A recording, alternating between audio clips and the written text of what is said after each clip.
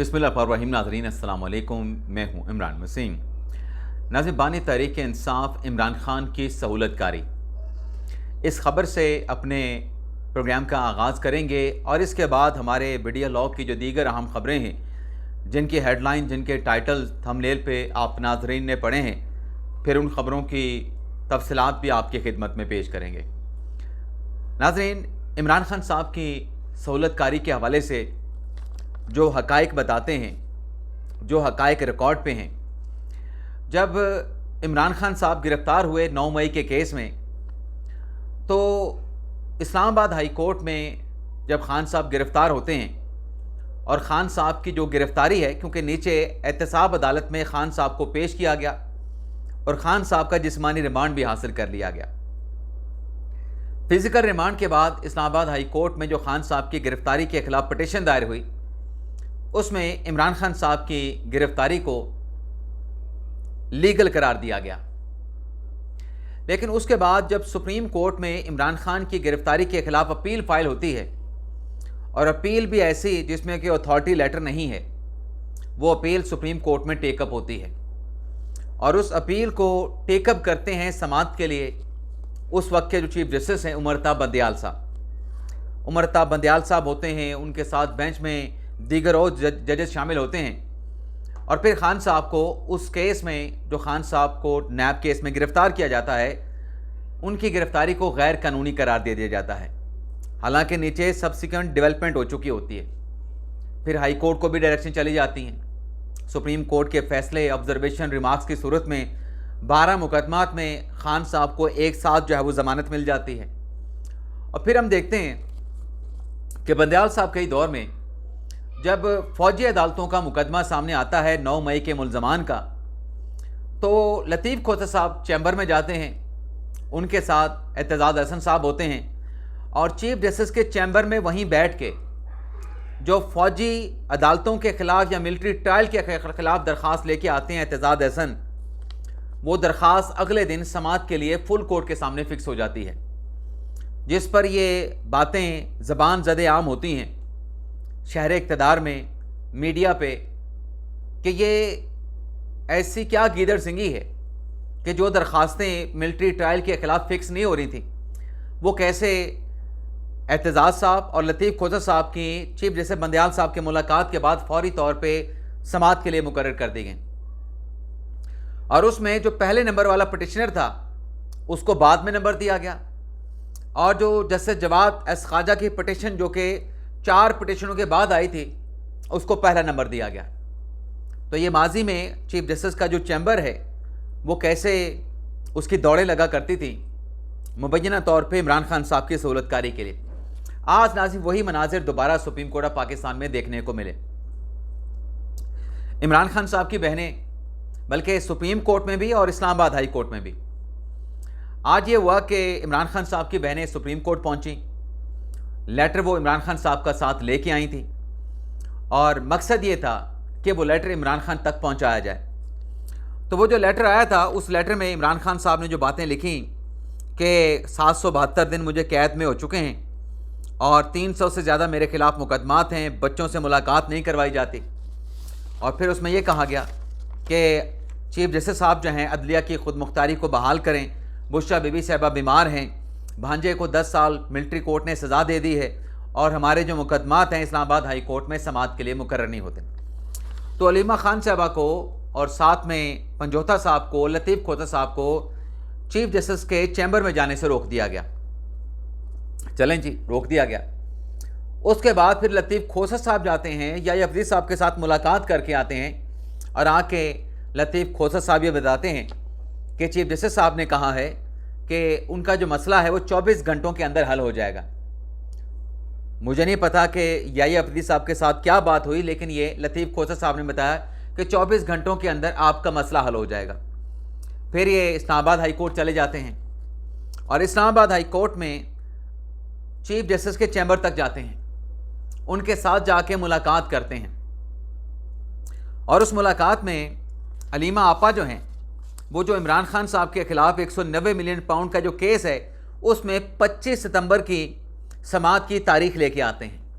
यानी जस्टिस सरफराज डोगर साहब जो कि चीफ जस्टिस हैं इस्लामाबाद हाई कोर्ट के, और जस्टिस आजम खान, वो 25 सितंबर को इमरान खान साहब की अपीलों पर समाअत करेंगे। अब नाजरीन, पीटीआई का जो ववेला है, पीटीआई का जो बयानिया है, पीटीआई की जो कंपेन है या प्रोपोगंडा है, जौन सा लफ्ज़ जिसको सूट करता है वो पिक कर सकता है, चूज़ कर सकता है कि ये केस जब लगेगा अदालत में तो 3 मिनट के अंदर ये केस उड़ जाएगा, खान साहब को ज़मानत मिल जाएगी, खान साहब रिहा हो जाएंगे। नाज़रीन, जब ये केस लगेगा 25 सितंबर को, हमें जो नज़र आ रहा है कि 14 साल की सज़ा है इमरान खान साहब की, और बुशरा बीबी साहबा की 7 साल की सज़ा है, और 7 साल की सज़ा को भी लंबी सज़ा कंसीडर किया जाता है। तो 3 मिनट क्या, 15 मिनट क्या, ये सज़ा मुअत्तल होती हुई या इमरान खान साहब की ज़मानत पे रिहाई होती हुई नज़र नहीं आ रही। लेकिन चूंकि प्रोपोगंडा किया जा रहा है, ये मेरा अपना एनालिसिस है, आप इससे इत्तफाक भी कर सकते हैं, आप इससे इख्तलाफ भी कर सकते हैं। मेरा एनालिसिस है कि ज़मानत नहीं होगी, सज़ा सस्पेंड नहीं होगी। जैसे मैंने कहा कि 14 और 7 साल की सज़ा कम नहीं होती। लेकिन इसके साथ साथ नाज़रीन, एक और चीज़ भी सामने आई है, जो इमरान खान साहब के खिलाफ तोशाखाना 2 का केस है, जिसमें मैंने कल आपको ये बताया था कि जो मिलिट्री सेक्रेटरी इमरान खान साहब के थे, ब्रिगेडियर मोहम्मद अहमद साहब, और जो कर्नल साहब थे, कर्नल रेहान साहब, उन्होंने खान साहब के खिलाफ प्रोसिक्यूशन की सेटिस्फेक्शन के मुताबिक, या उन्होंने जो बयान कलमबंद करवाया है, उससे जो प्रोसिक्यूशन टीम है जिसने इमरान खान के खिलाफ, बुशरा बीबी साहबा के खिलाफ तोशाखाना 2 का रेफरेंस केस बनाया है, वो मुतमिन है, वो सेटिस्फाई है। अच्छा, मैंने ज़राए से पूछा कि इनकी जिम्मेदारी क्या थी जो इन्होंने बयान कलमबंद करवाया, क्योंकि सोशल मीडिया पे चल रहा है कि military secretary, deputy military secretary ने इमरान खान साहब को जो तहफ़ मिले से, उन्होंने जाके स्टेटमेंट दिया कि ये 7 करोड़ के थे लेकिन 59 लाख की इसकी कीमत लगाई गई। ये स्टेटमेंट देने के लिए मिलिट्री सेक्रेटरी और डिप्टी मिलिट्री सेक्रेटरी नहीं आए थे इमरान खान साहब के साबिक, ब्रिगेडियर मोहम्मद अहमद साहब और जो कर्नल रेहान साहब हैं, उनका सिर्फ हद तक स्टेटमेंट था कि तोशाखाना जो इमरान खान साहब को तहफ़ मिले थे, वो तहफ़ इमरान खान साहब को दिखाए गए, और जब वो तहफ़ इमरान खान साहब को दिखाए गए, इमरान खान साहब ने कहा कि वो इन तहफ़ को रिटेन करेंगे। तो जब खान साहब ने रिटेन करने का कहा, तो खान साहब के हुक्म पर ही वो तहफ़ जो हैं वो बनी गाला भिजवा दिए गए। यानी तोशाखाना के तहफ़ इमरान खान को तफवीज़ करना या बनी गाला भिजवाने की हद तक उनका स्टेटमेंट था। अब नाजरीन, जो दीगर 2 गवाह हैं, अब एक नया इंकशाफ भी होता है कि जो इनाम शाह हैं, जो कि इमरान खान साहब के प्राइवेट सेक्रेटरी थे, इमरान खान साहब ने उन्हें अपने प्राइवेट काम के लिए भी रखा हुआ था, प्राइवेट मुलाजिम के तौर पे, और फिर वज़ीर आज़म बन के उनको सरकारी नौकरी भी लगवाई, और वो 2019 से लेकर 2021 तक अपने बयान के मुताबिक जो उन्होंने अदालत में रिकॉर्ड कराया कि मैं डबल सैलरी लेता था, सरकार की भी और खान साहब की प्राइवेट सैलरी भी लेता था। लेकिन उसने ये बयान कलमबंद करवाया कि तोशाखाना के तहफ़ की कीमत, उसका अप्रेज़र कैसे लगवाया गया। लेकिन सबसे अहम गवाह जो मैंने आपको पिछले हफ्ते बताया था कि सोहेब अब्बासी साहब हैं, जो कि प्राइवेट विटनेस हैं और वादा माफ़ गवाह हैं इस केस में प्रोसिक्यूशन के। सोहेब अब्बासी साहब ने कहा कि मुझे इनाम शाह ने धमकी दी। अब इनाम शाह भी उनकी लगता है हैसियत वादा माफ़ गवाह वाली है कि मुझे उन्होंने धमकी दी, और उनकी धमकी पर मैंने इन तहफ़ की कम कीमत लगाई, ये उन्होंने एतराफ़ किया। और फिर उन्होंने ये भी कहा, वैसे नाज़रीन वो जब मैंने बात की ना कि डबल तनख्वाह चल रही थी, इससे कहते हैं कि माल मुफ्त और दिल बेरहम, और रजामंदी के साथ वो तहफ़ जो है फिर मार्केट में बेच दिए गए, उनकी कीमत लगा के मार्केट में उनको बेच दिया गया। तो अब कहते हैं बुशरा बीबी साहबा जो हैं वो सियासी नहीं थी, गैर सियासी थी, उनका क्या ताल्लुक़ था, सब कुछ वसूल तो वही कर रही थी। तो अब ये जो गवाहियाँ सामने आई हैं, इन गवाहियों के बाद तो नज़र आ रहा है, पहले भी कोई ऐसा डाउट या शक व शुबा नहीं था कि तोशाखाना 2 केस में भी जिन तहफ़ की पहले प्रोसिक्यूशन नहीं हुई, ये खान साहब ने अपने अख्तियारात का नाजायज़ इस्तेमाल किया। Being a custodian of Toshakhana, Khan साहब ने उसको अपनी आमदन का, अपने बिजनेस का ज़रिया बना लिया, और ख़ान साहब ने खुद पैसे बटोरे। अच्छा, एक तरफ तोशाखाने से पैसे बनाए खान साहब ने, क्योंकि उन तहफ़ को मार्केट में बेच दिया गया, तो 20% अगर आपने अदा किए हैं तो आप 20% के ऊपर तो मार्केट में नहीं बेचेंगे, तो आपने पैसा बनाया, ये भी रिकॉर्ड की बात है। फिर खान साहब ने दूसरा तरीका वो 190 मिलियन पाउंड वाले निकाला कि मलिक रियाज का काम करो, उसके पैसे बरतानिया से ला के पाकिस्तान में उसके अकाउंट में, लायबिलिटी अकाउंट में डाल के अपना अलकादर ट्रस्ट उससे बनवा लो। तो ये भी आपके सामने है। तो इसमें ऐसा लगता है कि ये जो तोशाखाना 2 का केस है, खान साहब को आइंदा आने वाले दिनों में एक और सज़ा होने जा रही है। लेकिन मुझे ये भी लगता है कि शायद उस केस का फैसला इतनी जल्दी ना सुनाया जाए, समाअत कंक्लूड होने के बाद उस पर फैसला महफूज होगा और शायद कुछ दिन के बाद सुनाया जाए। इसके अलावा नाजरीन, जो बाबर सत्तार साहब ने पीटीआई के चेयरमैन को सस्पेंड किया था, नौकरी से हटाने का हुक्म दिया था, उस पर जो intra court appeal supreme court में, इस्लामाबाद हाई कोर्ट में दायर की गई, माफ़ कीजिएगा इस्लामाबाद हाई कोर्ट में, उस पर आज जस्टिस आसिफ खान की सरबराही में 2 रुकनी बेंच ने समाअत की है। और इसमें जो वकील पेश हुए पीटीआई की तरफ से और साबिक चेयरमैन पीटीआई की तरफ से, जो कि अब साबिक चेयरमैन पीटीआई नहीं रहे, जनरल रिटायर्ड हफीज़ुर रहमान साहब, कि ये जो फैसला दिया गया, इस फैसले में जो दरख्वास्त गुजार था, उस दरख्वास्त गुजार को वो रिलीफ दिया गया जिसका उसने तकाजा अपनी पटिशन में नहीं किया था। और दलाइल में वकला का कहना था कि ये जो बेसिक एक रिक्वायरमेंट थी कि आपने इस नोयत के केसेस में अटॉर्नी जनरल को नोटिस करना होता है, वो अटॉर्नी जनरल को नोटिस भी नहीं किया गया, जिस पर 2 रुकनी बेंच ने, जो चेयरमैन पीटीए हैं जनरल रिटायर्ड हफीज़ुर रहमान साहब, उनको उनके ओहदे पे बहाल कर दिया। और इंट्रा कोर्ट जो अपील थी सिंगल बेंच के बाबर सत्तार साहब के फैसले के खिलाफ, उसे बाज़ाब्ता तौर पर जो है वो समाअत के लिए एक्सेप्ट कर लिया गया। इसके अलावा नाज़रीन, इमरान खान साहब ने जो ख़त लिखा उसके मंदरजात तो मैंने आपके साथ शेयर कर लिए, लेकिन जावेद हाशमी साहब भी सुप्रीम कोर्ट पहुँचे अलीमा खान साहबा के साथ इजहार यकजहती करने के लिए। वो इजहार यकजहती उन्होंने की, लेकिन आज अडियाला जेल में जो बानी तहरीक इंसाफ इमरान खान के साथ मुलाकातियों का दिन था, किसी की मुलाकात नहीं हो सकी। लेकिन इस्लामाबाद हाई कोर्ट में नाज़रीन एक और पटिशन आती है और बड़ी हैरानकुन पटिशन आती है। ये पटिशन शाहिद याकूब नामी एक शख्स दायर करते हैं और ये क्या कहते हैं कि इमरान खान साहब और बुशरा बीबी साहबा की अडियाला जेल में तन्हाई में मुलाकात करवाई जाए ताकि वह अपने अज़वाजी ताल्लुकात कायम रख सकें, कायम कर सकें। अब इस शख्स का, शाहिद याकूब का, कोई हक़ दावा नहीं। खान साहब मियाँ हैं, बुशरा बीबी साहबा उनकी अहलियाँ हैं। अज़वाजी ताल्लुकात के हवाले से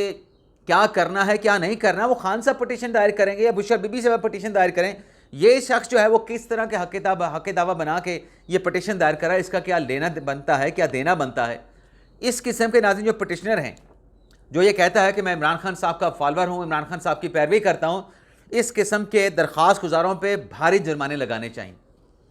क्योंकि ये बड़ी एम्बैरसमेंट किस्म की, एम्बैरसिंग किस्म की ये पटिशन्स लेके आते हैं। आपका ना बुशरा बीबी साहबा के साथ ताल्लुक़ है, ना इमरान खान साहब के साथ ताल्लुक़ है, वो मियाँ बीवी हैं, न जाने उनके क्या आपस के मामलात हैं नहीं हैं। आप ऐसे खाम खा में बेगानी शादी में अब्दुल्ला दीवाना। इसके अलावा नाजरीन, 9 मई के मुकदमात में अदम हाज़िरी पे आज पाकिस्तान तहरीक इंसाफ के 14 रहनुमाओं को इश्तिहारी डिक्लेयर कर दिया गया, इश्तिहार जारी कर दिया गया है। नाकाबिल ज़मानत अरेस्ट वारंट उनके पहले जारी किए गए थे, लेकिन अदम हाज़िरी पे आज अदालत ने उनके खिलाफ इश्तिहारी करार देने की कार्रवाई का आगाज़ किया है। और अगर आइंदा समाअत तक जब यह इश्तिहार अदालत में जाएगा, ये पीटीआई के रहनुमा, जिसमें ज़्यादातर पीटीआई के वो क़यादत है, वो रहनुमा हैं जो 9 मई केस में कन्विक्ट होने के बाद पेशावर में जाके बैठ गई है। अगर ये पेश नहीं होते तो फिर इनको मफरूर करार देने की कार्रवाई आगे बढ़ाई जाएगी और 18 अक्टूबर तक जो एटीसी अदालत रावलपिंडी है, उन्होंने इस केस की समाअत को जो है वो मुलतवी कर दिया है। इसके अलावा नाजरीन, अगली खबर ये है कि तैयब बलोच साहब, जिनसे पीटीआई के चेयरमैन ने माफ़ी भी मांग ली, जनाब बैरिस्टर गौर साहब ने, लेकिन नईम हैदर पंजोता साहब कहते हैं मैं किसी माफ़ी को नहीं मांगता। नईम हैदर पंजोता साहब कहते हैं कि जो कुछ अडियाला जेल के बाहर हुआ उसमें कसूरवार तैयब बलोच है, और तैयब बलोच को गालियाँ भी दी, उन्होंने दिल खोल के गालियाँ दी, जितनी वो गालियाँ दे सकते थे और जितनी गलीज़ दे सकते थे उतनी गलीज़ गालियाँ दी। माजरत के साथ ये दी है तो मैं बता रहा हूँ, खुद से नहीं कह रहा। तो तैयब बलोच साहब के जो 4 मुल्ज़मान थे जो FIR का उन्होंने इंदराज करवाया था, उस FIR के इंदराज के बाद आज 4 मुल्ज़मान अदालत में पेश किए गए।